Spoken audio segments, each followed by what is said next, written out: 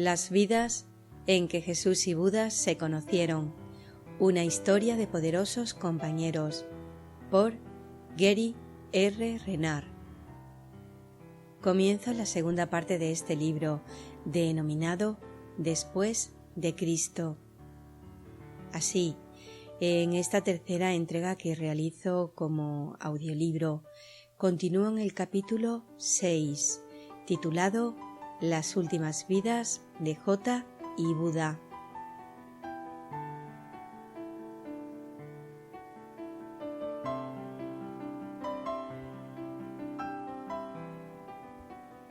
Y comienza con un pasaje del Evangelio de María Magdalena que dice así: Yo le dije, Señor, ¿qué le permite a uno ver una visión?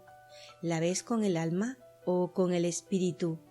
Él respondió y me dijo, uno no ve a través del alma o del espíritu, sino a través de la mente que está entre esos dos. Me sentí emocionado ante la posibilidad de oír hablar sobre las últimas vidas de Jota y de Buda. Según mis profesores, ambos tuvieron que volver una vez más, no tanto para sí mismos, sino para desempeñar su papel, ayudando a los demás. Jugué a adivinar quién sería Buda en esa última vida ilusoria. Después decidí limitarme a dejar que se desplegara la conversación con Arten y Pursat. Me sentí intrigado por Buda o Siddhartha y por el papel que Jota había desempeñado con relación a él cuando era su hijo, Rahula. También me sentía fascinado con el camino que había seguido el budismo, aunque Buda ya no estuviera allí. En realidad, esta religión nunca arraigó en India, donde el hinduismo siguió creciendo. En el siglo II después de Cristo, el budismo se abrió camino entre los Himalayas hacia el Tíbet y China. Seguidamente, algunos budistas se mezclaron con taoístas y la disciplina resultante empezó a ser conocida como Chan. El Chan emigró a Japón hace unos 900 años y evolucionó para dar el Zen, que se combinó con el sintoísmo, en el que se habían formado Jota y Buda durante la primera vida importante que compartieron. El Zen trajo consigo el concepto de que el mundo no es otra cosa que maya, o lo que es lo mismo, ilusión. Aunque el Zen es muy meditativo, también incorpora una tradición de irreverencia en lugar de la creencia en las formas religiosas. Reconocí parte de esta irreverencia en Est, una fusión de Oriente y Occidente, que fue mi propia introducción a la espiritualidad en esta vida. Est reemplazó las meditaciones Zen con lo que llamó los procesos o meditaciones guiadas que finalmente conducían al silencio. En esta vida no he sido budista Zen, pero cuando tenía unos 40 años y estaba viviendo en Maine, me di cuenta de que lo fui en otro momento y lugar. Empecé a enfocarme más en la meditación y descubrí que, sin haber practicado nunca, era muy bueno en ella. Estaba recordando mi entrenamiento de hacía mucho tiempo. Pronto pude llegar a una quietud absoluta en la que no interferían los pensamientos, lo que dejaba descansar mi mente y la hacía más pacífica. Si bien la meditación misma no forma parte de un curso de milagros, muchas de las lecciones posteriores del libro de ejercicios son muy meditativas e incluyen una aproximación a Dios. Descubrí que mi capacidad de aquietar la mente me resultaba muy útil a la hora de practicar el curso. Conocía muy bien la historia de Jesús o Jota, no sólo a partir de la Biblia, sino también por algunos de los evangelios alternativos que habían sobrevivido al surgimiento del cristianismo, aunque no habían podido mantener su forma original. Después estaban las numerosas cosas que J. dice sobre sí mismo en un curso de milagros, que, según me dicen mi guía y mi intuición, son las declaraciones más auténticas de todas. No obstante, tenía muchas ganas de escuchar a Arten y Pursat hablar de los dos maestros. Cuando mis amigos, de quienes había llegado a entender que son el Espíritu Santo tomando una forma y mostrándose como Arten y Pursat, volvieron en su siguiente visita, no perdieron tiempo. Arten, vamos a contarte una historia. Ya estás familiarizado con parte de ella, pero no con otra parte. No es la totalidad de la historia. Eso te exigiría escribir otro libro completo, pero lo que vamos a contarte será suficiente para los propósitos de este libro. Pursat, hace poco más de 2000 años había una ciudad llamada Nazaret. Sigue estando allí hoy, pero no se parece en nada como era entonces. La población mundial ha crecido exponencialmente y resulta difícil imaginar que en la época que se desarrolló nuestra historia, Nazaret, que se consideraba una ciudad grande, solo tenía unos 500 habitantes. Hubo algunas personas que nacieron en torno a ese tiempo y que más tarde llegarían a conocerse y a hacerse íntimas. Aproximadamente en la misma época nacieron algunas otras personas en Jerusalén y alrededores que llegarían a estar muy conectadas con sus contrapartes de Nazaret. Las personas, que en realidad no son personas, pero parecen serlo, viajan a través del espacio y el tiempo en grupos. Geri, en una ocasión me dijisteis que algunas personas están en las órbitas de otras, y aunque parezca que se separan debido a que están unas en las órbitas de las otras, ¿están destinadas a volver a juntarse? Pursat, eso es verdad. También puedes pensar que los grupos de gente son como bandadas de peces, tienden a viajar juntas a través de lo que el mundo llama la vida. En ese tiempo, en Nazaret, nacieron 3 personas en el plazo de 2 años que después pasarían mucho tiempo juntas. Sus nombres eran Yeshua, María y Nadav. Nos referiremos a Yeshua, que en Occidente es conocido como Jesús, como J, como siempre hacemos. María era María Magdalena, que no debe confundirse con María, la madre de Jesús, y Nadav era la persona que había sido Siddhartha o Buda en la última vida que hemos comentado contigo.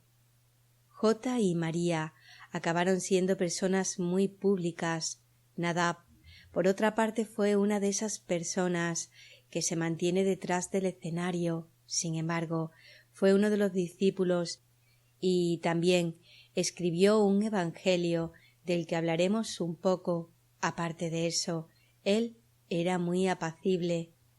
Los 3 se conocieron de niños, jugaron juntos, crecieron juntos y fueron amigos durante toda su vida. Por otro lado, en Jerusalén coincidieron otras 4 personas, que son Tomás, Tadeo, Andrés y Esteban. Todos tenían aproximadamente la misma edad y también se hicieron amigos para toda la vida. Tomás y Tadeo se conocieron de adolescentes. Como ya sabes, yo fui Tomás en esa vida y Tadeo, a quien conoces como Arten, llegaría a convertirse en mi mejor amigo. Tadeo era gay y tenía una relación significativa con Andrés, que también era gay. Estas 4 personas de Jerusalén acabaron conociendo a las 3 de Nazaret, cuando todos tenían una media de 20 años. Geri, por lo que recuerdo, en aquel tiempo estaba prohibido ser gay y podía castigarse con la muerte. Pulsad, sí, el viejo libro del Levítico. Estás haciendo que me ponga nostálgica. Es broma, pero tienes razón. Tadeo y Andrés no podían exactamente hacer publicidad de sus preferencias sexuales. Los romanos no habían tenido ningún problema con ello, esos tontos salvajes, pero iba en contra de nuestras leyes. Arten, muy pronto Jota, María y Nadav se dieron cuenta de que eran distintos de los demás. A la edad de 10 años ya podían leerse la mente entre ellos. Se hacían bromas, tales como «Ya sé lo que estás pensando, ya sé lo que estás pensando», y lo sabían. Todos sus aprendizajes y la aplicación de los mismos en vidas anteriores habían deshecho sus egos hasta el punto en que no había interferencias que restringieran su unión con otras mentes aparentemente separadas. En realidad, ninguna mente está separada porque sólo existe una mente, pero la mayoría de la gente aún no experimenta eso.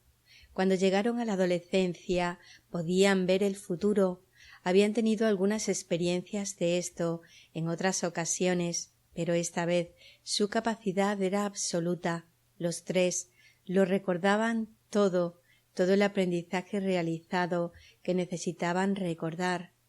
Nadie recuerda todo de una vez. Sería demasiada información y produciría una sobrecarga en el sistema, de modo que el recuerdo tiene que extenderse un poco en el tiempo. Tienes que ser consciente del presente y ser capaz de lidiar con tu entorno actual. Esta es la razón por la que pusimos de título a uno de los capítulos de tu segundo libro. Es en esta vida, estúpido. Pero, a diferencia de ti entonces, a nuestros tres protagonistas no les quedaba nada por aprender. Cuando un maestro vuelve para su última vida, no tiene una curva de aprendizaje, ya sabe todo lo que tiene que saber para iluminarse. Entonces, ¿por qué está ahí? Generalmente, para señalar a la gente cuál es la buena dirección. De vez en cuando tiene que haber alguien capaz de señalar la dirección correcta porque realmente la conoce, lo cual es raro. El Espíritu Santo incluyó este hecho en su plan para la salvación. Geri, ¿cómo llegó María a estar tan avanzada? ¿Había conocido a Jota y a Nadav en otras vidas? Pulsad, oh sí, les había enseñado en varias ocasiones. En esas vidas no había tenido tanta cercanía con ellos como la que ellos tenían entre sí. Esta experiencia estaba reservada para Jota y María en su última vida. Esa era la forma de saber que habían conseguido aprender a no dar realidad al cuerpo. Si puedes perdonar a alguien a quien amas físicamente además de mentalmente y te das cuenta de que todo ello no es más que un sueño, finalmente has superado las ligaduras que te atan a la tierra. María, además de aprender las mismas cosas que habían aprendido Jota y Nadav, había tenido sus propias experiencias personales como hombre y como mujer en otras vidas que le habían llevado al mismo despertar que ellos habían alcanzado. ¿Recuerdas el dicho 22 del Evangelio de Tomás? Parte de él dice: «Cuando hagáis del hombre y la mujer uno solo, de modo que el hombre no sea masculino y la mujer no sea femenina, entonces entraréis en el reino». Para ellos tres, todas las personas eran espíritu, exactamente lo mismo que su Creador, no hombres ni mujeres. El Evangelio de Tomás acabó siendo corrompido por personas que le añadieron dichos dualistas antes de enterrarlo en la Hamadí. Por eso, Hace algún tiempo te di la versión original, o al menos la más cercana a la original que se puede conseguir en inglés. Nota del autor. Para acceder a una versión corregida del Evangelio de Tomás, véase el capítulo 7 de mi segundo libro, Tu realidad inmortal, el Evangelio de Tomás según Poursat. Arten. Asimismo, durante sus años de adolescencia, J., María y Nadav fueron a la biblioteca de Alejandría, en Egipto. No necesitaban aprender, porque ya sabían todo lo importante, pero les gustaba mucho visitar el lugar y ver lo que había allí. Después, recomendaban a sus amigos que lo visitaran y que leyeran ciertos libros, si es que podían leer. Sabían qué libros serían los mejores para cada persona, los que más le ayudarían a aprender. Una vez más, todo formaba parte del plan del Espíritu Santo, del que hablaremos más adelante. En realidad, ese plan quedó establecido mirando atrás desde el final del tiempo. Los tres conocían las Escrituras lo suficientemente bien como para recitarlas de memoria, y también sabían qué parte de las Escrituras venían del Espíritu Santo y cuáles venían del ego.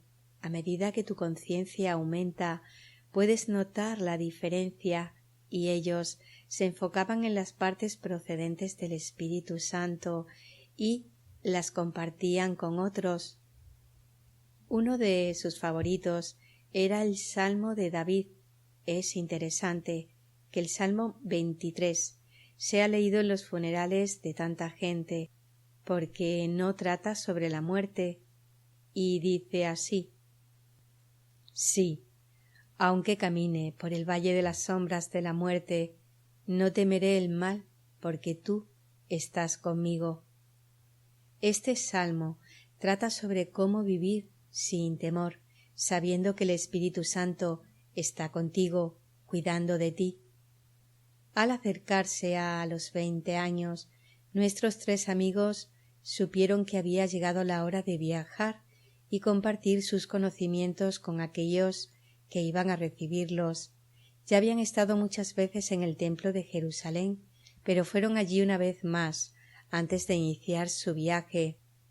Fue entonces cuando hablaron extensamente con Tomás, Tadeo, Andrés y Esteban. Estos cuatro, que estaban avanzados espiritualmente, pero todavía no en el mismo nivel de conciencia que los tres maestros, se llevaban muy bien con ellos. Era como un grupo de viejos amigos que se habían vuelto a reunir, aunque era la primera vez que hablaban largo y tendido durante esa vida.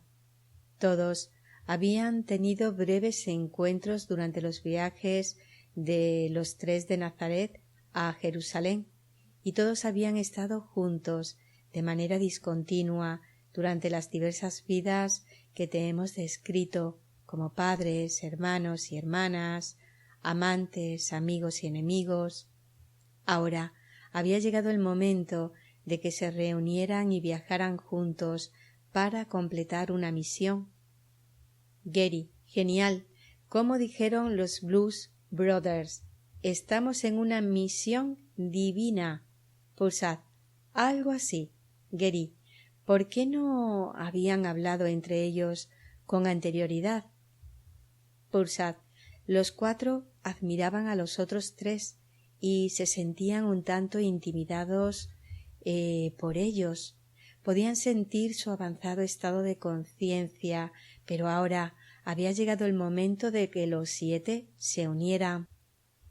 Esto se convirtió en una parte de lo que la gente denomina los años perdidos de J, que abarcan desde que tenía 12 años, cuando tenemos esa historia de él enseñando a los rabinos en el templo, que fue cierta, hasta que vuelve a Jerusalén después de viajar por el mundo con sus amigos y comienza su ministerio formal. Esos años no se perdieron, simplemente la mayoría de la gente no los conoce, Yo registré buena parte de ellos, incluyendo muchas de las cosas que dijo J desde que nos encontramos, cuando yo tenía 20 años, hasta el tiempo de la crucifixión, cuando yo tenía 30 y él 33, pero casi todo lo que escribí acabó siendo destruido por la Iglesia. Gary, estoy seguro de que esos bastardos tenían buenas intenciones. Pulsad, no seas pasivo-agresivo. Gary, oye, ser pasivo-agresivo funciona para mí. Arten, tardamos aproximadamente 7 años en viajar a todos los lugares donde nuestros 3 iluminados eligieron ir. Uno de los lugares fue Egipto. Nosotros no habíamos estado en la biblioteca como ellos 3, y todo era nuevo e interesante para nosotros. Bajamos por el Nilo hasta el templo de Luxor y después remontamos el río hasta las pirámides. Donde quiera que íbamos, los 4 de Jerusalén, así era como pensábamos en nosotros mismos, establecíamos lugares y horas para que J se dirigiera a la gente. Hablábamos de esos encuentros con tantas personas como podíamos para que pudieran venir a escuchar. Gary, ¿vosotros erais sus organizadores? Arten, sí, y la mayoría de las veces era fácil. Conforme íbamos de un lado a otro, la gente se quedaba asombrada de la clara autoridad de sus enseñanzas, y algunos se ofrecían voluntarios para adelantarse y asegurarse de que todos tuviéramos comida y un lugar donde dormir. En realidad fue muy divertido, al menos la mayor parte del tiempo. Evidentemente a veces nos topábamos con un ambiente hostil, pero vamos, nada fatal. De vez en cuando Nadab y María comentaban con J las cosas que él decía y nosotros escuchábamos. Ellos no hacían ninguna concesión con respecto a que este mundo no es nada y nuestra verdadera vida está en Dios. Nadab hacía chistes con respecto a que J fuera el profesor y que él y María no tenían que decir nada. Más adelante, después de volver a casa, María también empezó a enseñar. J no se desviaba de su camino para visitar a faraones o a reyes. Consideraba que todo el mundo es igualmente importante. Viajamos por partes de África y llegamos muy lejos, hasta Inglaterra y Stonehenge. Después cruzamos toda Europa y la actual Turquía, llegando hasta India. A veces teníamos que unirnos a caravanas para protegernos. Había muchos bandidos dispuestos a cortarte la garganta para robarte lo que tuvieras. Esta era una manera habitual de morir en aquel tiempo. J no tenía miedo, pero usaba el sentido común para que el resto de nosotros estuviéramos seguros. Mientras viajábamos, los 3 recuperaron muchos recuerdos del pasado en los lugares que visitábamos, pero se centraban en el hecho de que estaban tocando las vidas de la gente hasta el punto de influir en su dirección y en que esto a su vez influiría en las mentes y en las vidas de otras personas. Pulsad. Otra cosa interesante con respecto a los 3 maestros era que, dondequiera que fueran, podían hablar la lengua del país. Yo pensaba que era inteligente porque podía leer y escribir, y la mayoría de la gente de aquel tiempo no podía, y ellos 3 podían hablar todas aquellas lenguas. A lo largo de los años yo solo anoté lo que escuché en arameo, pero J impartió sabiduría a incontables personas en 3 continentes. Es bastante sabido que San Pablo habló en el Partenón de Atenas unos 20 años después de la crucifixión. Lo que no es tan conocido es que J había hablado allí justo antes de retornar a Nazaret, unos 24 años antes que Pablo. La gente se quedaba maravillada ante su brillo y autenticidad. Geri, ¿cuánta gente había? Siempre me he preguntado cuál era el tamaño de las multitudes de aquellos tiempos. Arten, unos 4000. La mayor multitud que Jesús llegó a congregar fue de unos 5000. Esto ocurrió más adelante, en las afueras de Jerusalén, y se debió a que se había extendido el rumor de que él era el Mesías. Por supuesto, él nunca lo dijo, pero ya sabes que la gente tiende a irse a los extremos. Querían ser salvados, tanto física como espiritualmente, y ese no era el punto importante. Muchas de las personas que estaban allí, siguiendo a J y tratando de descifrar su mensaje, son los que actualmente estudian un curso de milagros. Tiene sentido que se sientan atraídos por la voz del curso.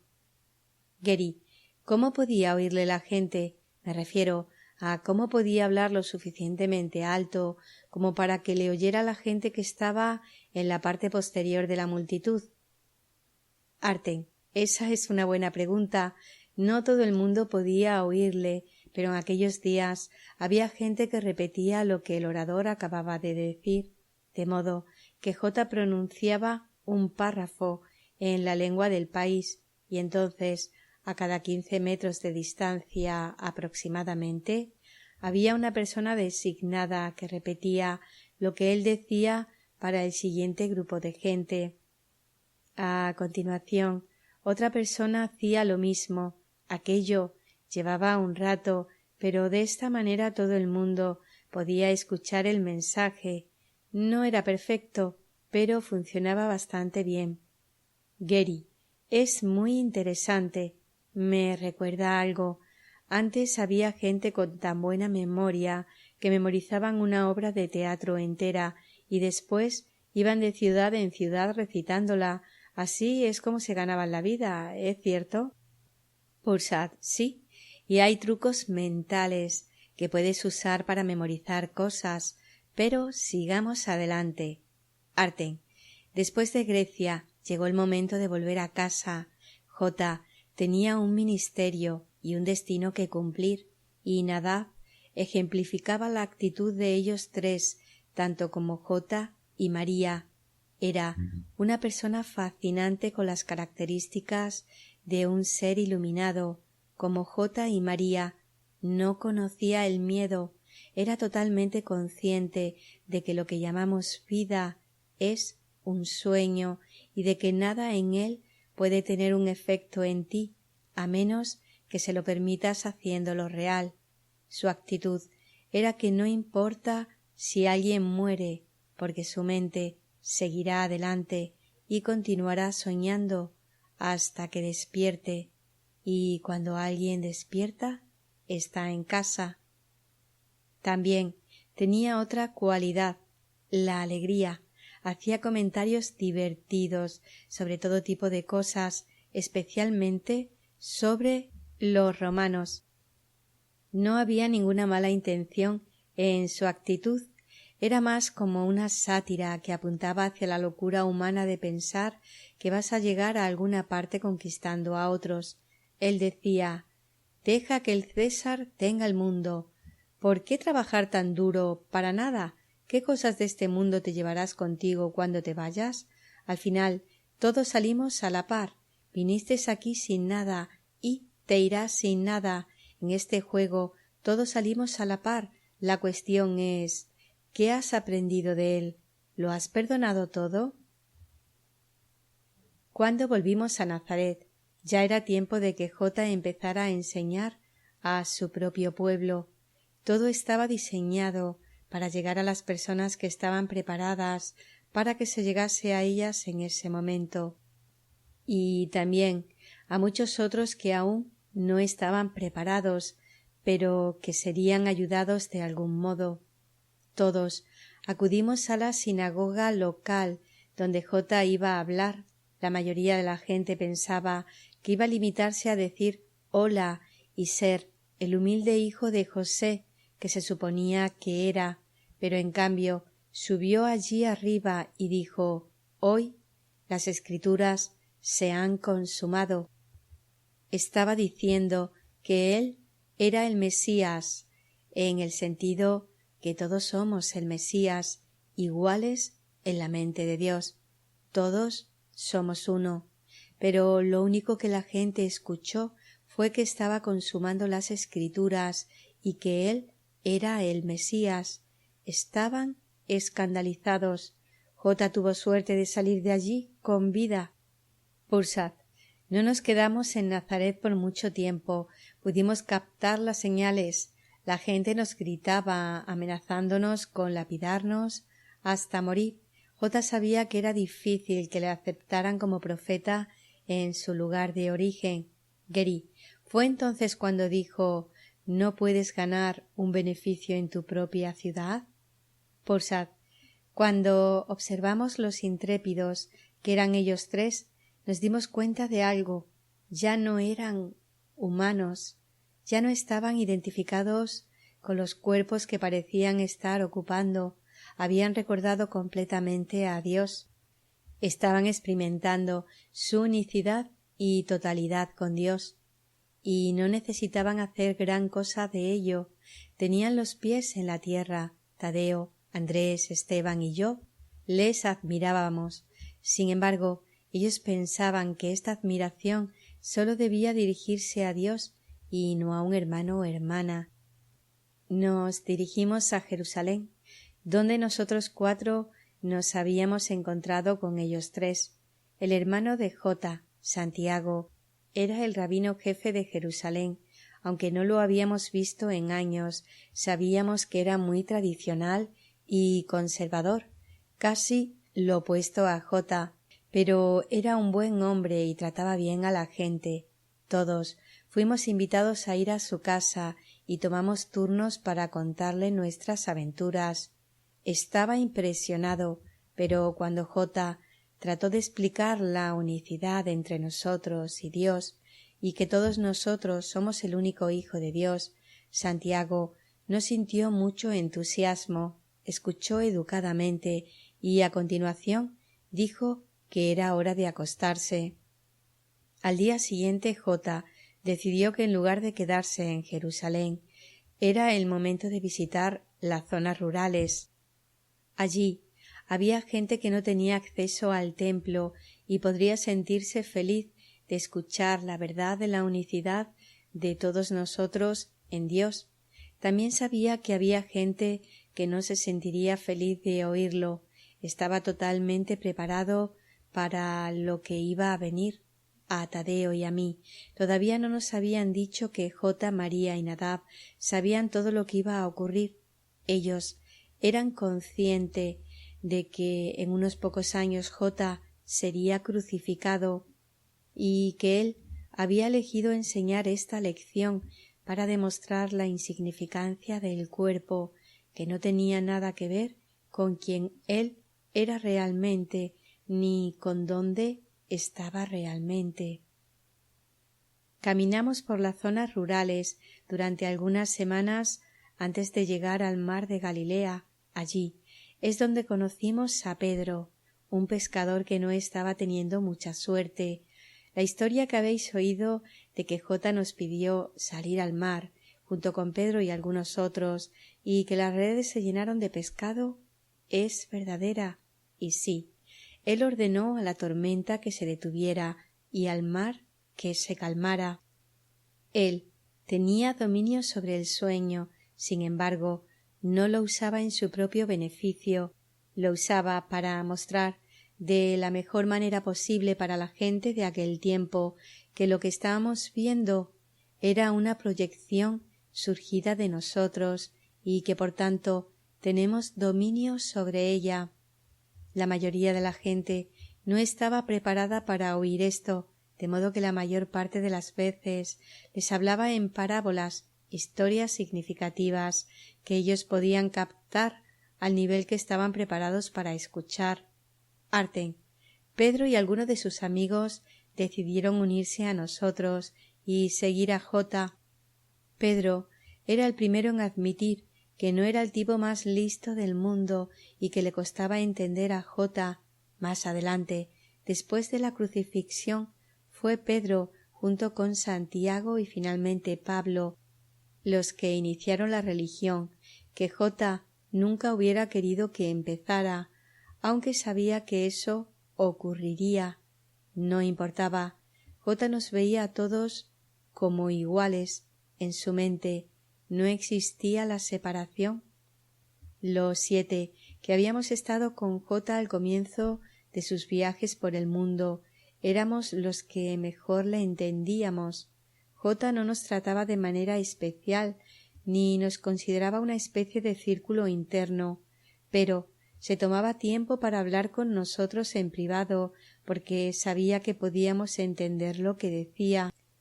Los 7 que habíamos estado con J. al comienzo de sus viajes por el mundo éramos los que mejor le entendíamos.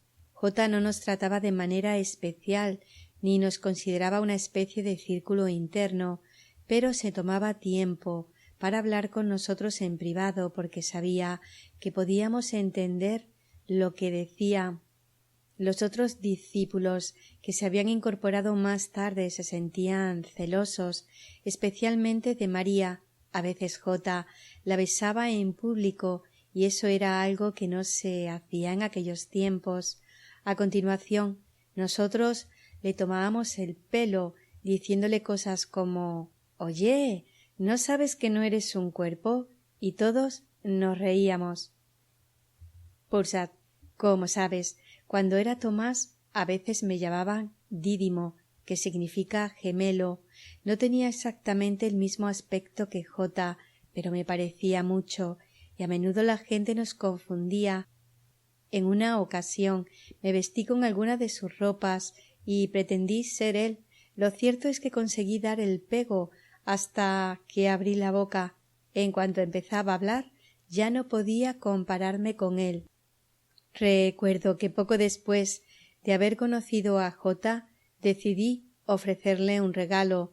Los dos podíamos leer y escribir, lo cual no era muy habitual en aquel tiempo. Le ofrecí unas plumas para escribir y algunos pergaminos. Parecía muy feliz, pero a continuación me los devolvió y dijo: «Toma estas cosas y úsalas para ser mi escriba. Anota lo que te digo. Me sentiré honrado». Bueno, yo también me sentí honrado. Tomé la decisión de anotar todo lo posible para que estuviera disponible para la posteridad. Geri, ¿no sabía J que casi todos los escritos serían destruidos? Pursat, oh, sí, como he dicho, lo sabía todo, pero yo no lo sabía y creo que la razón por la que me pidió que fuera su escriba tenía que ver conmigo. Él sabía que si anotaba las cosas las aprendería mejor.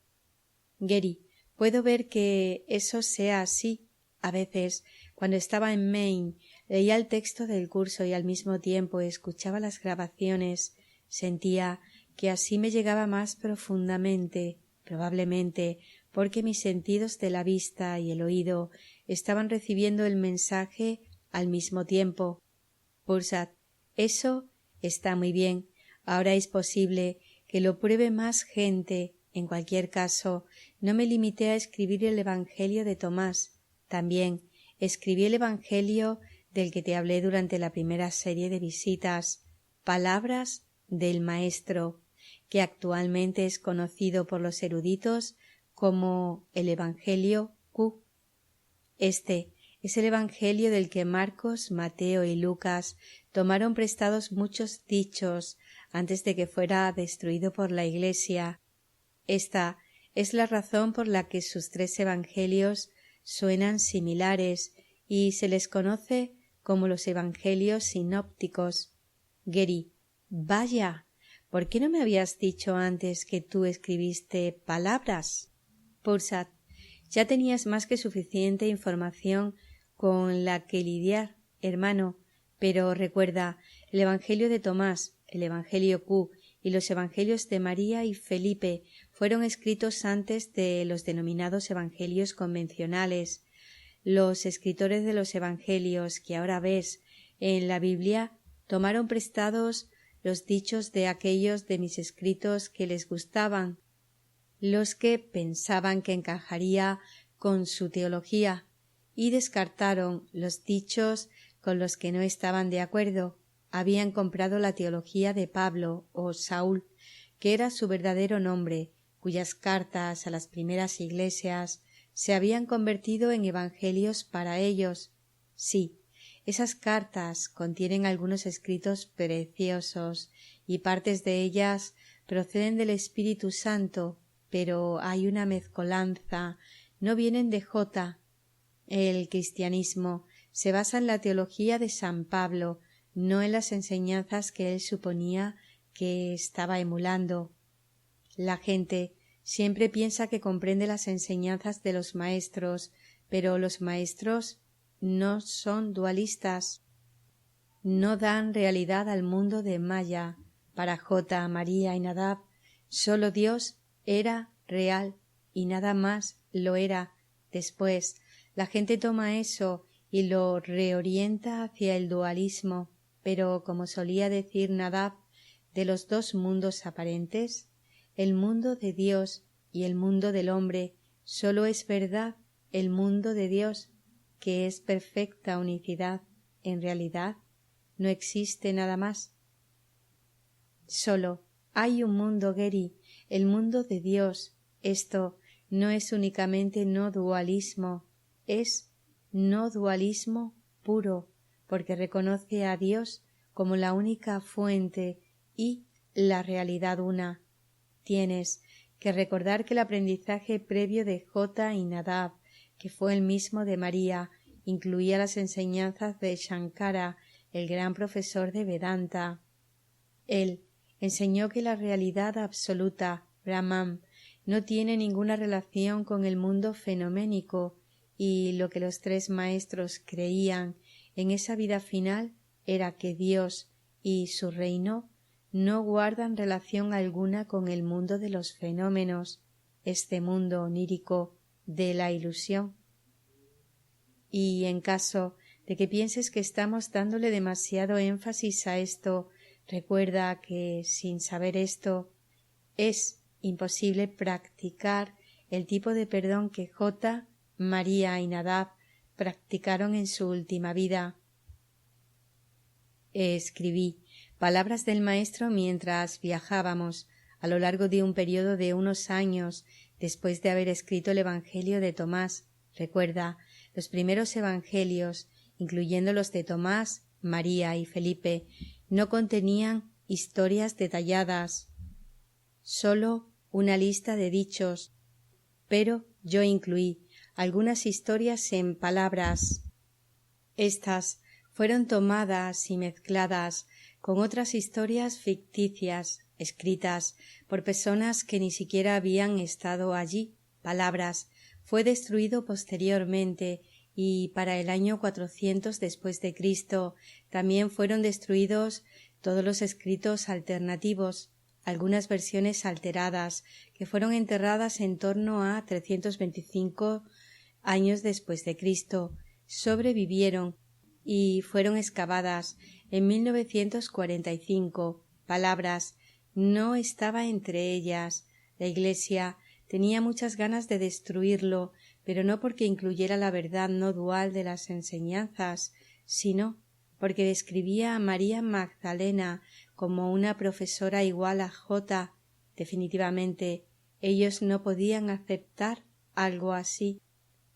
Todo el mundo ha oído hablar del Concilio de Nicea, celebrado en 325 después de Cristo, que estableció los evangelios canónicos, pero la mayoría de la gente no sabe ni le importa de otro concilio celebrado en 381 después de Cristo, que estableció que la circulación de cualquier otro evangelio era ilegal y podía ser castigado con la muerte. Este fue el primer concilio de Constantinopla, convocado por el emperador romano Teodosio, que estaban tratando desesperadamente de salvar el imperio. Una de las maneras en que intentó salvarlo fue estableciendo una religión, la religión cristiana, que a esas alturas la mayoría de la gente apoyaba, pero ya era demasiado tarde. La religión sobrevivió, el imperio no.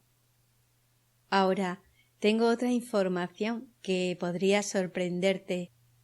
Cuando hablamos de Nadab, estamos usando su verdadero nombre, pero la Biblia se refiere a él como Felipe. Las traducciones de la Biblia no contienen los verdaderos nombres de los discípulos. Felipe llegó a ser conocido como uno de los discípulos porque estaba siempre con J, pero en realidad era igual a J, aunque la mayoría de la gente no lo sabía porque solía permanecer callado en público. Fue él quien escribió el Evangelio de Felipe.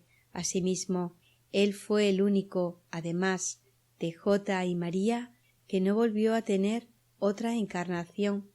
Esta fue la última parada para él. Gary: de acuerdo. Estoy alucinando. Pero tengo una pregunta. El curso dice que J fue el primero en completar su parte perfectamente. ¿Significa eso que se iluminó antes que María y Felipe, que en realidad eran Nadab y Buda y Siddhartha y todos ellos? Pursat: técnicamente sí. Ellos tres tuvieron una última y gran oportunidad de perdonar en esa vida final. Fue la crucifixión, una lección que J había decidido enseñar en beneficio de otros y no porque él tuviera nada más que aprender. ¿Ves? Él tenía solo el amor de Dios. Su ego había sido deshecho completamente y eso te permite ser solo amor. Hasta que completas todas las lecciones de perdón, lo que permite al Espíritu Santo sanar tu mente completamente, no puedes enseñar únicamente amor. Entras y sales, pero una vez que el ego desaparece, el amor está siempre allí de manera natural, porque eso es lo que eres. J había completado el trabajo. A María y Nadab, aunque estaban sanados, les quedaba una experiencia más a fin de saber con seguridad que nada de este mundo podía afectarles, y esa experiencia fue la muerte de su amado J. Nosotros 7, junto con Pedro y algunos otros, sobre los que no se ha escrito mucho, caminamos con J y nos quedamos maravillados ante él durante unos 3 años. Él, María y Nadab eran tan amorosos y buenos con nosotros y con los demás que deseábamos ser como ellos. Sobre el que hemos llamado Esteban se escribió un poco en los Evangelios. Era muy parecido a J, solo que tenía genio. Era como J, pero más afilado. Finalmente fue lapidado hasta morir un par de años después de la crucifixión. Esto era un riesgo laboral que había que asumir en aquellos tiempos. Santiago, el hermano de J, inició el cristianismo junto con Pedro y Pablo, aunque no quería que el cristianismo se separara del judaísmo. Trató de combinar ambas cosas y no funcionó. Finalmente, los romanos le lanzaron por la muralla del templo durante la primera revuelta judía, pero, a diferencia de la mayoría de nosotros, al menos llegó a la vejez. Ya sabes lo que me pasó a mí, Tomás, en India, mi esposa, cuyo nombre era Isá, junto con María, Tadeo y Andrés, fueron testigos de mi ejecución. Isá no podía hallar consuelo, pero María, Tadeo y Andrés hicieron lo posible por reconfortarla. Finalmente, todos volvieron a Nazaret y después fueron a Francia, donde vivieron el resto de sus años. María fue allí por transporte mental, el resto tuvo que caminar.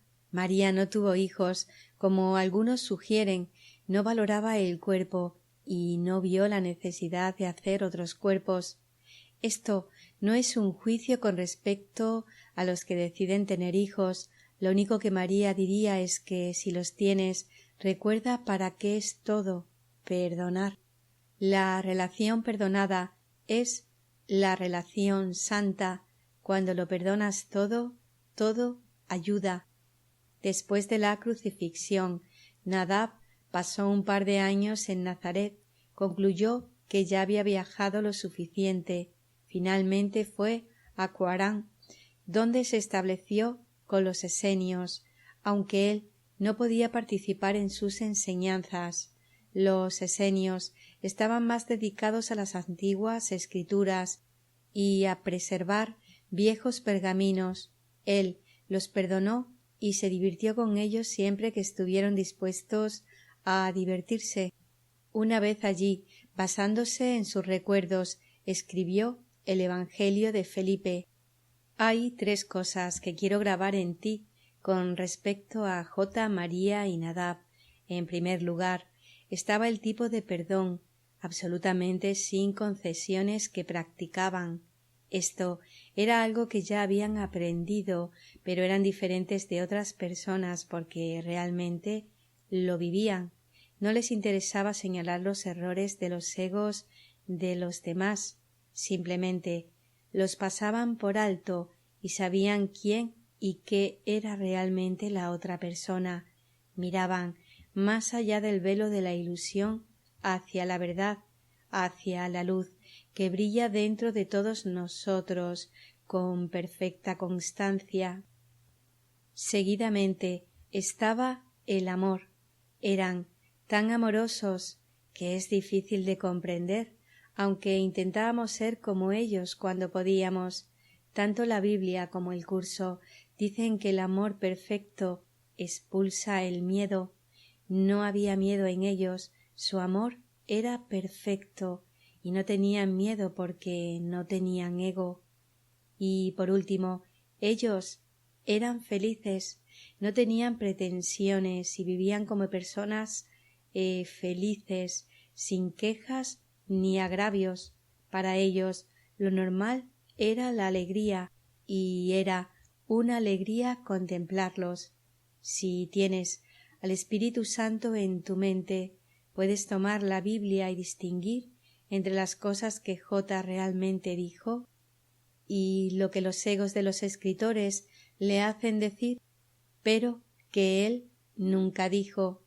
J era consistente. De hecho, si lees el manual para el maestro, verás que la definición de honestidad que propone un curso de milagros es ser consistente.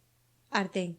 Durante la crucifixión, los soldados romanos estaban enfadados y temerosos porque J no estaba sufriendo. Uno de ellos le gritó: «Oye, ¿por qué no sufres ningún dolor?». A lo que J respondió: «Si no hay culpa en tu mente, no hay dolor». El soldado le clavó una lanza en el costado, pero J no reaccionó en absoluto. Entonces el soldado se sintió todavía más asustado y salió corriendo. J había decidido dejar su cuerpo a un lado por última vez. Justo antes de hacerlo, miró a María y una sonrisa muy amable se formó en su rostro. A ella le pasó lo mismo. Al mirarse a los ojos, ambos supieron que él había superado la muerte. Nadab vio lo mismo y cada uno de ellos reconoció sutil y delicadamente la verdad dentro de los otros 2. Como no se habían sentido afectados por la muerte de J, Nadab y María supieron que no volverían a este mundo para vivir una vida más. Tanto la Biblia como el curso están de acuerdo en que lo último que se superará será la muerte. María y Nadab se abrazaron estrechamente en el funeral y después siguieron sus caminos por separado. Los primeros 3 iluminados habían cumplido su misión. Sí, hubo otros antes que ellos, que habían sabido todo lo que había que saber para estar iluminado, e incluso lo habían vivido, como Shankara o Lao Tse, pero había una cosa que faltaba. No puedes deshacer completamente la separación de Dios sin reconocer completamente a Dios y reconocerle como la única realidad. Una vez más, esta es la razón por la que un curso de milagros dice: mantente alerta solo a favor de Dios y de su reino. Geri, gracias. Creo que lo entiendo. Arten, mantente vigilante, amigo mío. Aún nos queda mucho por cubrir. Volveremos. Pursat, estate bien, hermano. Sabía mucho sobre lo ocurrido hace 2000 años, pero oír a Arten y Pursat hablar de ello me lo aclaró y me enseñó todavía más. Al ir a dormir esa noche, di gracias a Jota, a María y a Nadab por todas las cosas y les extendí mi amor y gratitud. Los profesores de profesores ya no estaban visibles y, sin embargo, me habían ayudado una vez más.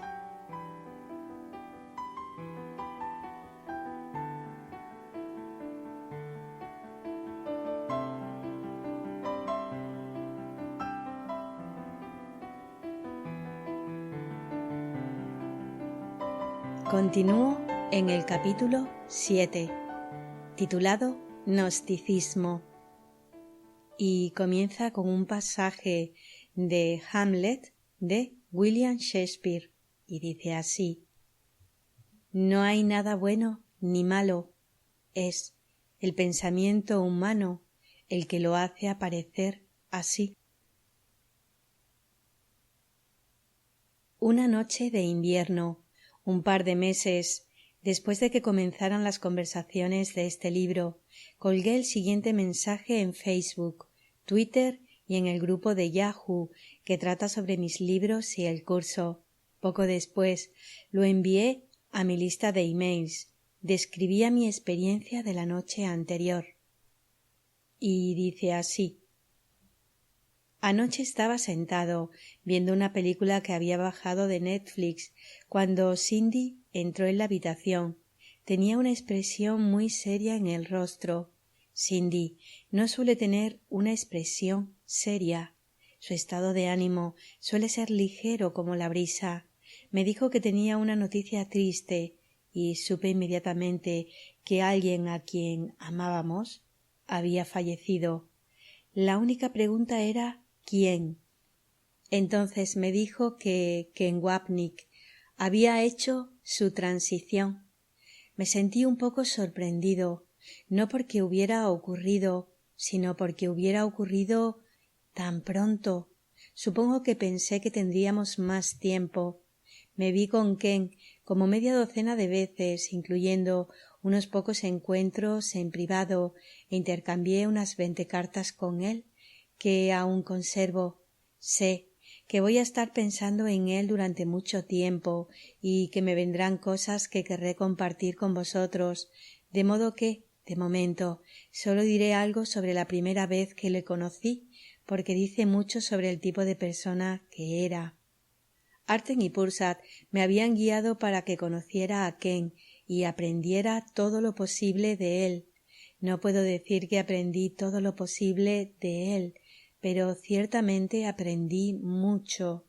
En junio de 1988 hice un viaje de 10 horas en coche desde Maine hasta Roscoe, en Nueva York, para asistir a una presentación llamada Tiempo y un curso de milagros.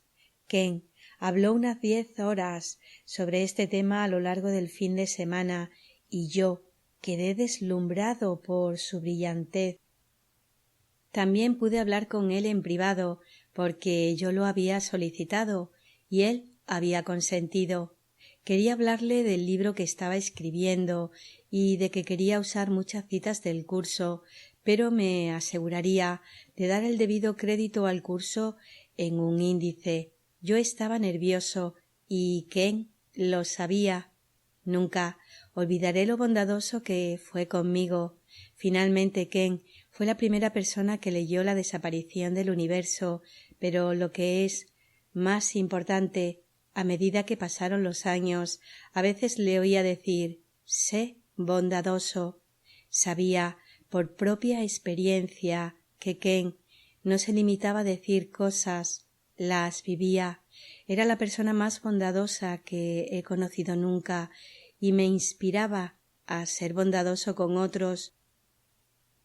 Por supuesto, hay mucho más que decir sobre la persona que Arten y Pursat describieron como el mejor profesor del curso, pero de momento lo que más me viene es que era una persona muy hermosa que se tomó la molestia de ser bondadosa conmigo cuando no tenía por qué.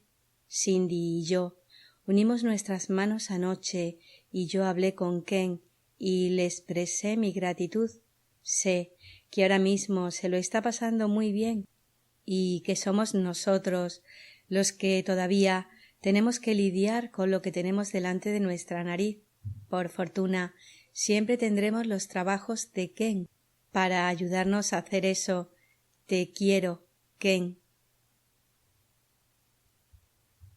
Bien, en una ocasión, Arten y Pursat me dijeron que cualquier enseñanza espiritual da lugar a distintas escuelas de pensamiento.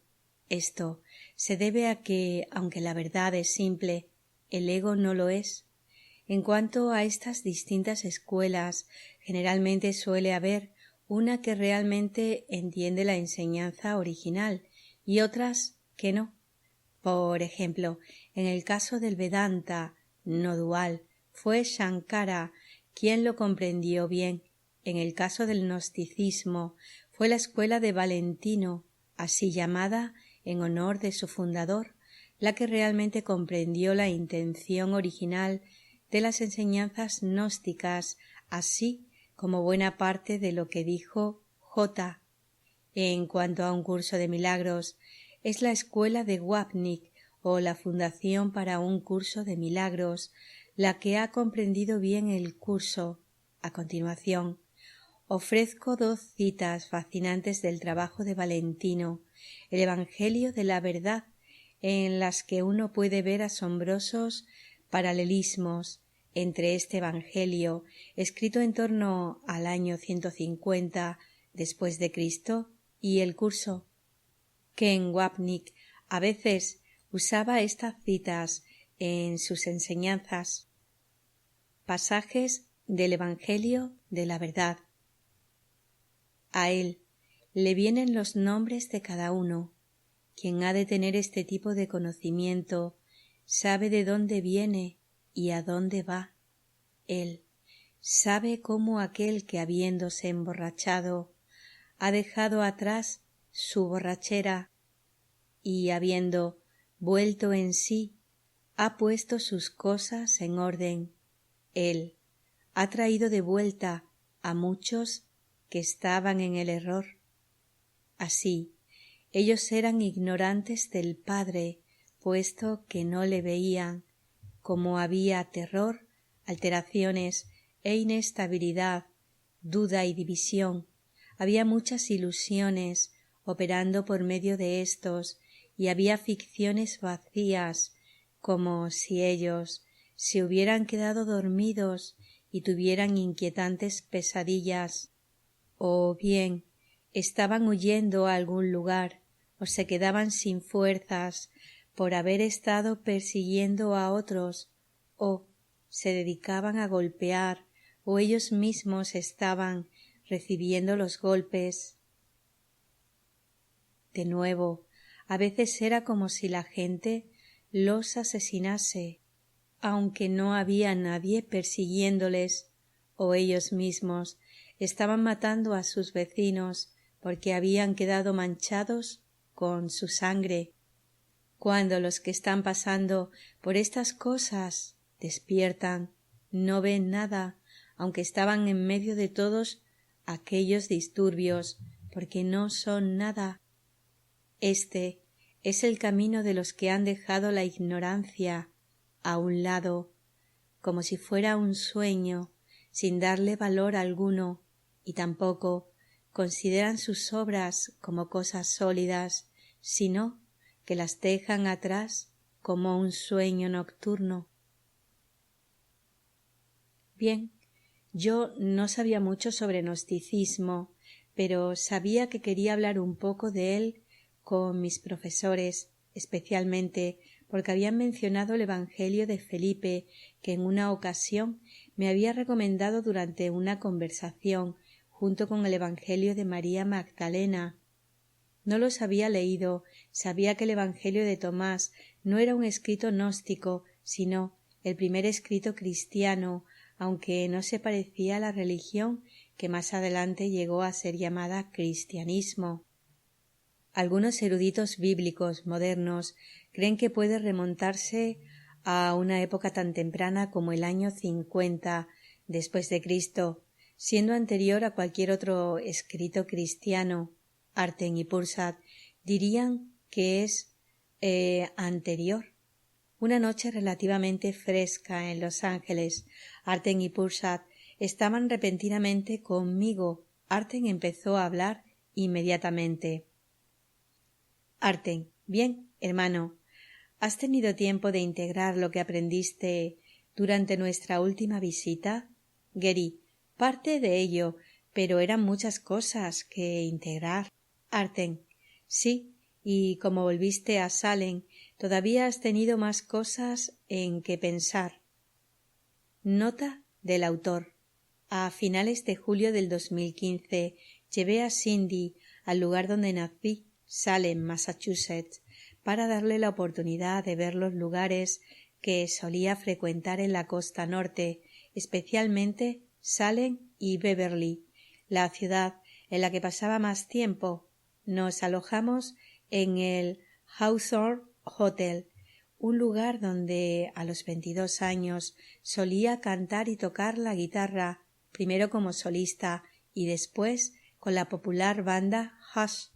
El hotel está al lado del histórico Salem Common y enfrente del Museo de las Brujas de Salem.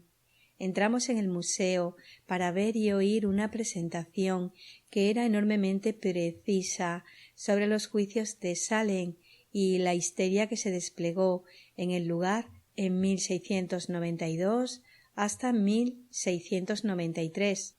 Me sentí tan alterado que tuve que perdonar el modo en que la gente proyecta su culpa inconsciente sobre los demás, hasta el punto de ejecutarlos, aunque los acusados no habían hecho nada para merecerlo. Salem significa paz, y me fue imposible pasar por alto la paradoja. Esto también me hizo más consciente de la dinámica de la proyección y de cómo en realidad la condición humana no ha cambiado mucho en los más de 300 años transcurridos desde entonces. Aparte de este pedazo de la historia que es más bien triste, el viaje fue muy agradable. Actualmente Salem saca todo el partido que puede a las brujas y es una ciudad elegante y fresca, con la misma vibración espiritual que sentí allí en la década de los 80. Pursat: hay una cita que queremos que emplees en algún punto del libro. Es del Evangelio de María Magdalena y dice así: yo le dije, Señor, ¿qué le permite a uno ver una visión? ¿La ves con el alma o con el espíritu? Él respondió y me dijo: uno no ve a través del alma o del espíritu, sino a través de la mente que está entre estos dos. María Magdalena registró esta cita en la época en que todos estábamos juntos. Esto es lo que significa, en primer lugar, la cita tal como ha sido traducida de los escritos de Nag Hammadi. Pregunta: ¿qué le permite a uno ver la visión? Pero debería preguntar: ¿qué le permite a uno ver con visión? Esto es lo que María estaba preguntando a J para beneficio de los que escuchaban. Ella ya sabía la respuesta. El alma, que la mayoría considera muy espiritual, en realidad es una idea de separación, porque es una idea de individualidad o existencia personal. Todo el mundo piensa que tiene un alma individual, no importa si la idea de individualidad incluye un cuerpo o no. Separación es separación. Asimismo, en realidad la cita no necesita decir el espíritu, sino solo espíritu. Espíritu es lo único que hay y es unicidad, de modo que ya se puede ver que en la cita del Evangelio de María tenemos dos ideas, la idea de separación y la idea de unicidad. La razón por la que J dijo uno no ve a través del alma o el espíritu, sino a través de la mente, que está entre esos dos, es que la función de la mente es elegir. Usas la mente para elegir, o bien la idea de separación, que en el curso está representada principalmente por el cuerpo, pero también por la psique humana, es decir, el alma individual, o eliges al espíritu, que es perfecta unicidad. Aquello que tengas el hábito de elegir es lo que pensarás que es real. Se convertirá en aquello que crees y será lo que te afectará. Puedes ver que J estaba enseñando lo mismo hace 2000 años que lo que enseña ahora a través de un curso de milagros.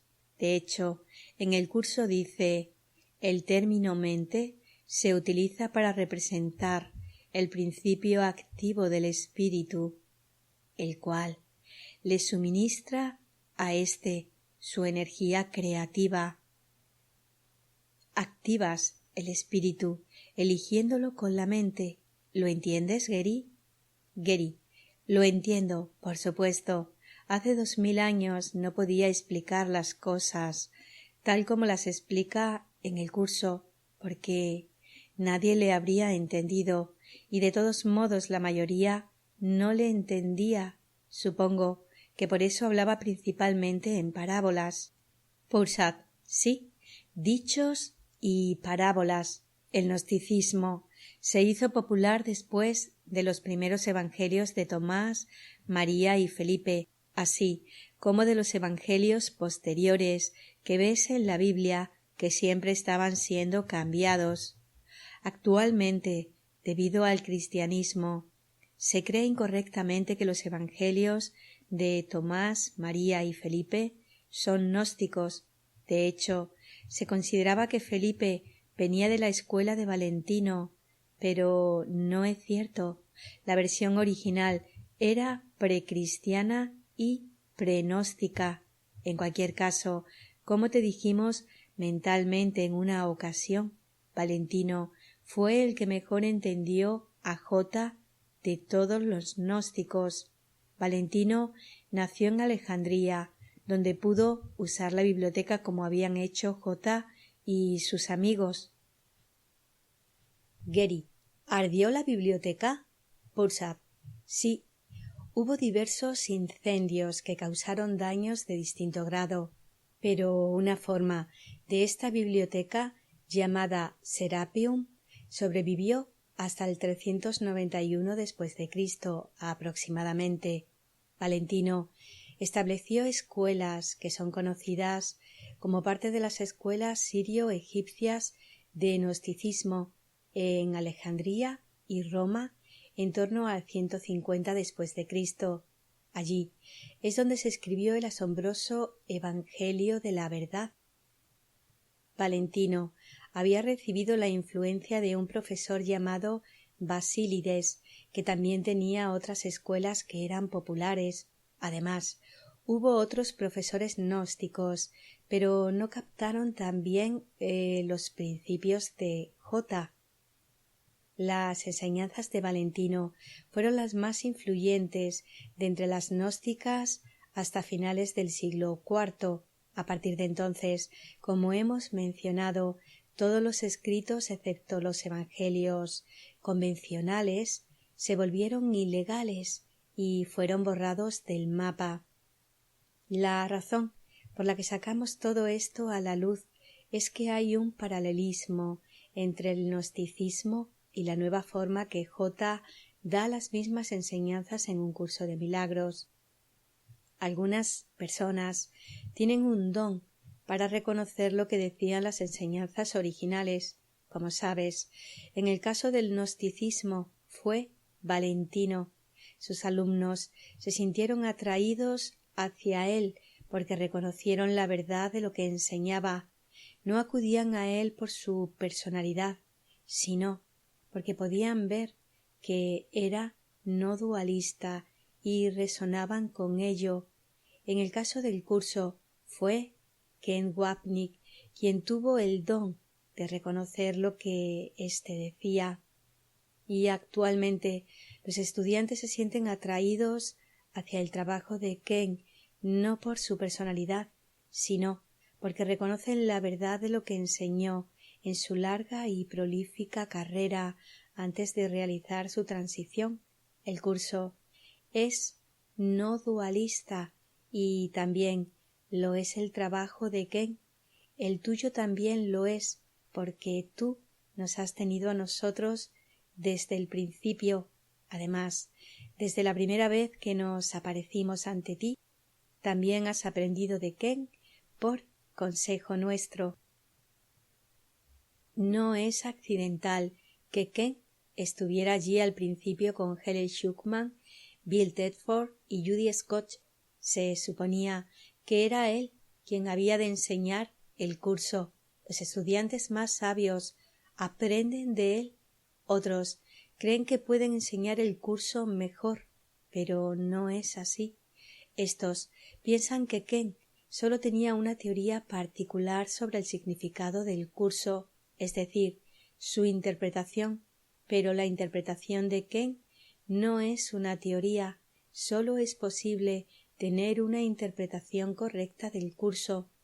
El curso dice lo que dice y Ken enseñó lo que dice mejor que nadie. Gary, quería preguntaros, ¿estaba Ken iluminado? Pulsad, sí, lo estaba. Ken abandonó la ilusión porque era su momento. Todo el mundo tiene señalado un tiempo y un lugar en los que hará la transición. Eso no cambia cuando te iluminas. El guión está escrito. Si estás iluminado, entonces dejas el cuerpo a un lado por última vez. No es importante que Ken pareciera fallecer en el sueño. Lo importante es cómo miraba el sueño. Al final dijo: «No estoy muriendo», porque se dio cuenta de que el cuerpo y la personalidad que algunos pensaban que eran él, no eran él en absoluto. El cuerpo había perdido todo significado para él, como le ocurrió a J. Y lo mismo le pasó a Bill Tedford, el coescriba del curso. Sabes por Judy que estaba iluminado. Nota del autor. Me había hecho muy amigo de Judy Scott Whitson, presidenta de la Fundación para la Paz Interior, la editora original del curso, quien, como señaló Pursak, estuvo allí en los orígenes del curso. Según Judy, Bill fue el primero en graduarse del curso. Posteriormente vi vídeos de Bill hablando en la década de los 80 y no contemplé nada que no confirmara lo que Judy decía. Gary, es genial que al menos 2 de las 4 personas que estuvieron originalmente en los inicios del curso se iluminaran, y no veo razón para pensar que Judy no lo esté.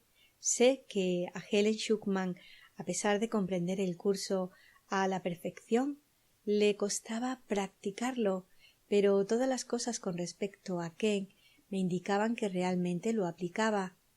Arten, sí, lo hacía, y nos gusta que tú estés haciendo lo mismo y que estés mejorando cada vez más. Pulsad, como hemos estado haciendo tanto énfasis en el no dualismo, ¿te gustaría revisar brevemente los 4 pasos de la escalera que conducen al no dualismo puro? Gary, claro. En primer lugar, tenemos el dualismo. Este es el dominio del sujeto y objeto, expresado por la física newtoniana. Las cosas parecen estar fuera de ti. Ahí surge la conciencia. En inglés, consciousness. Aunque el universo es una proyección, tú no lo sabes. Para tener conciencia tienes que tener algo más de lo que ser consciente. Eso es separación. Por eso el curso usa la palabra conciencia, en inglés awareness, para describir el espíritu. Es algo que no es lo mismo que la conciencia. Recuerdo en inglés consciousness. El espíritu es unicidad. No hay sujeto y objeto, solo totalidad. Pero tanto en tu experiencia personal como en la espiritualidad, en el dualismo, tienes dos mundos aparentes, el mundo del ser humano y el mundo de Dios. Ambos parecen ser verdad. A continuación está el semidualismo. Esta es una condición en la que la mente está comenzando a aceptar que la idea de separación podría no ser cierta. Puedes pensar en el semidualismo como una forma más bondadosa, más amable de dualismo. Por ejemplo, vemos una actitud diferente entre las personas religiosas que están en estado de semidualismo. Pueden empezar a aceptar la idea de que Dios es amor, junto con lo anterior. Aquí surgen preguntas muy importantes. Por ejemplo, si Dios es amor, ¿puede Él también ser odio? Si Dios es amor perfecto, como dice la Biblia, ¿puede también tener pensamientos imperfectos? Empiezan a surgir preguntas y la conciencia, awareness, empieza a despertar lentamente en la mente del estudiante espiritual. En consecuencia, es posible que la persona no se sienta tan aislada como las personas que están en estado de dualismo. A propósito, durante el proceso de ascender la escalera, en cualquier momento puedes deslizarte hacia arriba o hacia abajo de una condición a otra. Puede ser un viaje turbulento, aunque a veces será pacífico. Después está el no dualismo. El no dualismo dice que la separación no existe y que cualquier cosa que parezca estar separada no es real. La proyección es deshecha en tu mente y tú pasas de estar en una posición de efecto a estar en una posición de causa. Ahora ya no eres el sueño, sino el soñador. Y el sueño no está siendo soñado por nadie más. No hay nadie más.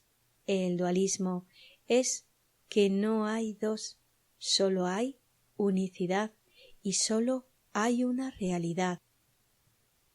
Y el sueño no está siendo soñado por nadie más.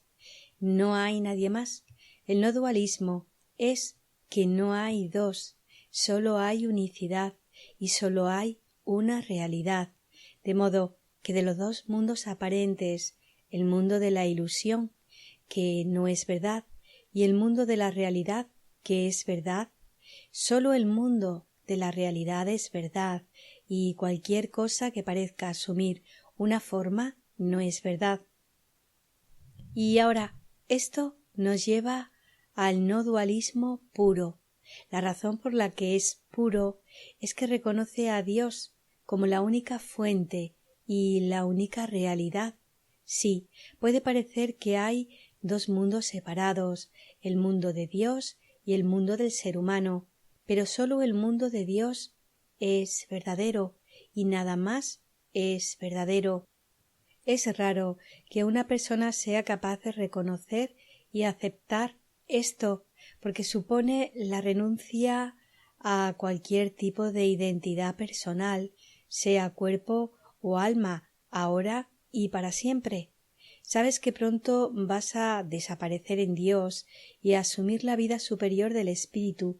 Tendrás conciencia, awareness, de la perfecta unicidad, pero no conciencia. Recuerdo en inglés consciousness. Sin embargo, a través de breves vislumbres, aprenderás que la experiencia de la conciencia, en inglés awareness, hace desaparecer la experiencia de la conciencia, consciousness. Esto hace que el mundo onírico de las ilusiones no tenga ningún significado, excepto en la medida en que pueda ser usado por alguien para regresar a la realidad de Dios. Pulsad. Gracias, Geri. Verdadero y breve. Arten. Volviendo a la no dualidad, los gnósticos usaron la palabra gnosis en un sentido muy similar a como el curso usa la palabra conocimiento. En ambos casos no estamos hablando de conocimiento intelectual ni de impartir información. Estamos hablando de tener la experiencia real de tu perfecta unicidad con Dios. Tú has tenido la experiencia que el curso denomina revelación, ¿cierto? Geri, sí, es lo mismo. En el curso revelación no significa que se te revele una información especial, hace referencia a una experiencia tan asombrosa que es literalmente indescriptible, mucho más allá de las palabras, esa experiencia de la conciencia, de la perfecta unicidad, hace desaparecer cualquier cosa que este mundo tenga que ofrecer. Te permite probar el sabor de la verdad, que es un estado constante en lugar de la impermanencia del sueño. ¿Y estás diciendo que algunos gnósticos experimentaron esto mismo, una realidad más allá del velo del universo ilusorio? Arten, absolutamente. Siempre ha habido personas que han experimentado esto. Puede ocurrirle a cualquiera en cualquier momento, y no tienes que estar avanzado espiritualmente para que esta experiencia te pille por sorpresa. Y digo sorpresa entrecomilladamente, porque generalmente ocurre cuando no te la esperas, de modo que la gente que lea esto no debe perder el tiempo buscándola a sí mismo. Si ocurre, no te hace especial. En algunos casos, el Espíritu Santo te ayuda a tener esta experiencia para animarte, para ayudarte a seguir adelante. Además, hay estudiantes muy avanzados que no tendrán esta experiencia en esta vida, pero ¿cómo pueden saber que no la han tenido ya en otra vida? No tiene sentido intentar averiguar por qué les ocurre a unos y no a otros. Simplemente entiende que le ocurre a cada mente en un momento u otro. Es como ver un avance de un espectáculo o película que está por llegar. Tienes la sensación de cómo va a acabar, siendo tu realidad para siempre, fuera del tiempo. Geri, su aspecto orgásmico es asombroso. Fabricamos nuestras relaciones en este mundo como sustituto de las relaciones que pensamos que hemos perdido con Dios, pero el sexo que se vive en este mundo palidece en comparación. Esto se debe a que sólo las mentes pueden unirse de manera permanente.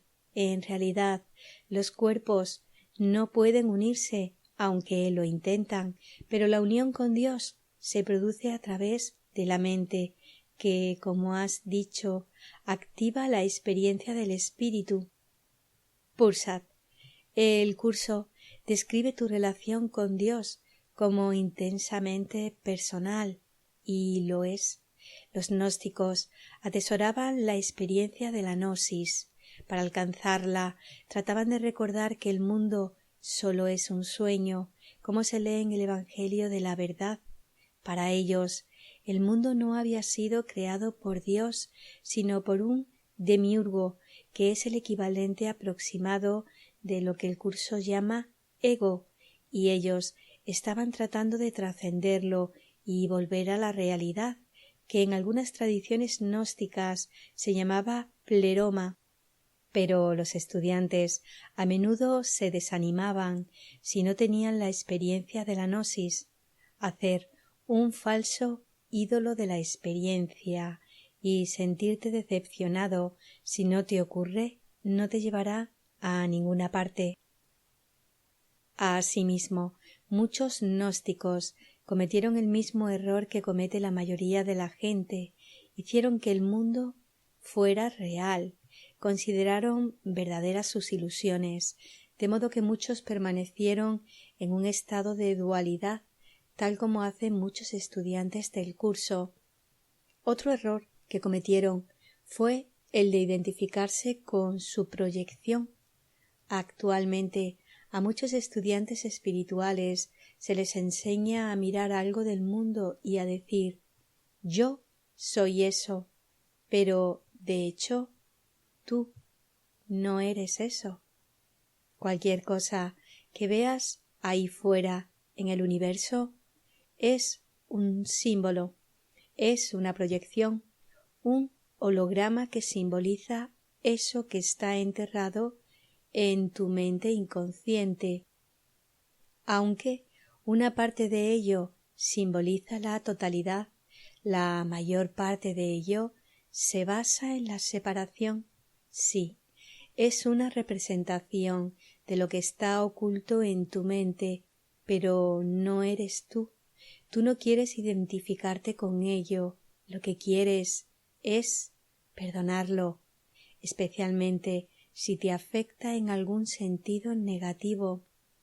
Puede parecer noble ser uno con el universo, hasta que recuerdas que no hay universo.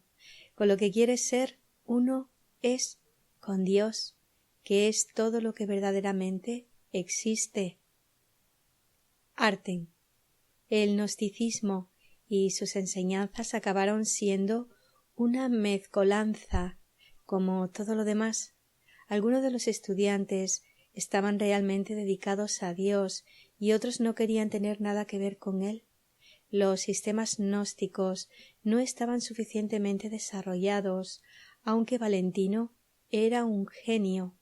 Como Lao Tse, vivió la no dualidad, pero le costó mucho conseguir que sus estudiantes hicieran lo mismo. No obstante, muchos de ellos dieron grandes pasos en su camino espiritual y actualmente están estudiando el curso, preparados para alcanzar la iluminación. El curso les ofrece todo el contexto que necesitan.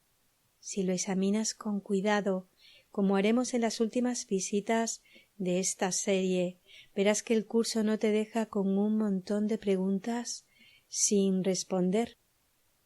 Te habla de lo que existía antes de que comenzara el tiempo, que te había sido dado por Dios.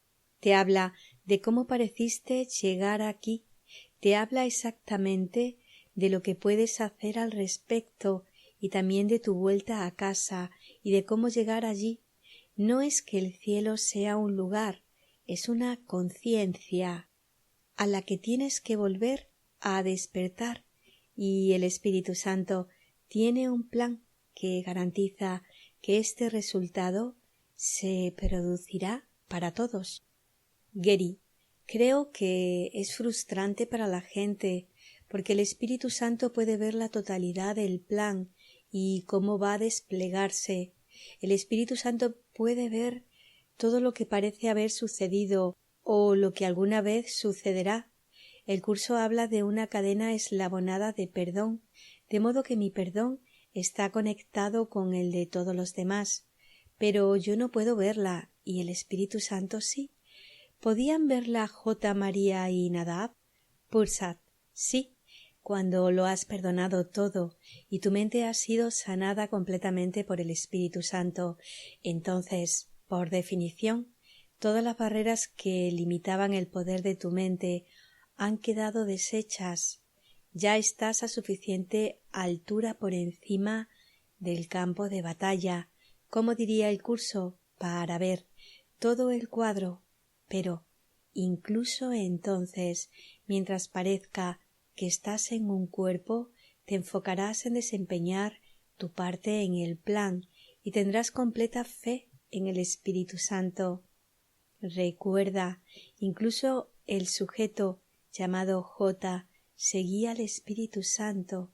El Espíritu Santo no le seguía a él. Gary, he querido plantearos un par de preguntas que a mí me han planteado otras personas. Mencionasteis que sería posible que un arma nuclear estallase en algún momento en alguna ciudad importante. ¿Sigue siendo probable? ¿Podéis dar algún detalle? Asimismo, el tipo iraní que mencionasteis en la primera serie de visitas, de quien dijisteis que podría usar armas nucleares contra nosotros, parece haber desaparecido del mapa. ¿Os equivocasteis con respecto a esa predicción? Pursat: yo no me equivoqué. Arten se equivocó, pero yo no. Es broma. Esto es lo que has de recordar. Si el curso enseña que lo que ves en el mundo es una imagen externa de una condición interna, entonces, si cambias la condición interna, también cambiará la imagen externa. Esto es causa y efecto. La buena nueva es que, gracias al curso, en cuya difusión desempeñas un papel, ha habido tanto perdón y sanación de la mente que el anterior presidente iraní no os va a hacer daño. Gary, de acuerdo. ¿Cuáles son las malas noticias? Pursat: la mala noticia es que el mundo todavía no ha vivido un despertar completo. La condición actual de la mente, este conflicto interno. Así, la mente proyectará sucesos en el sueño que simbolizarán dicho conflicto. Esto hace que no solo sea probable, sino inevitable, que en algún momento una bomba nuclear estalle en alguna ciudad importante. Recuerda, el ego demiurgo quiere que se produzcan sucesos más grandes y atemorizantes para inducir el miedo. El miedo da realidad a lo que ves y el juicio que resulta de eso mantiene intacta la atesorada proyección del ego. Gary, supongo que no me vas a decir dónde y cuándo. Pursat: eso no sería sabio. El gobierno no va a evacuar una gran ciudad porque tú lo digas, de modo que no solo no haría ningún bien, sino que iniciaría todo tipo de presiones y distracciones para ti. En lugar de eso, sigue con tu trabajo. Es como lo que dijimos del 11 de septiembre del 2001. Si los estudiantes del curso no perdonan, ¿quién lo hará?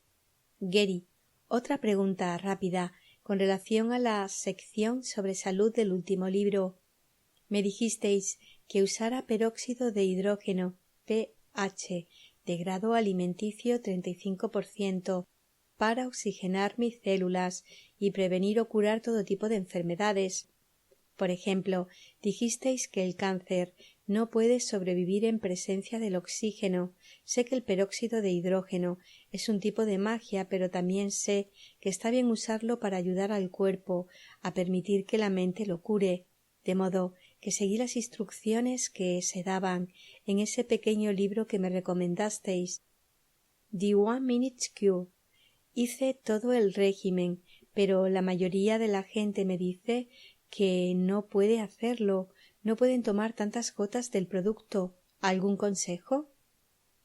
Arten, sí, el peróxido de hidrógeno sigue siendo eficaz para promover la salud, aunque solo tomes 9 o 10 gotas al día en agua destilada, digamos 5 gotas 2 veces al día, entre 120 y 180 centilitros de agua.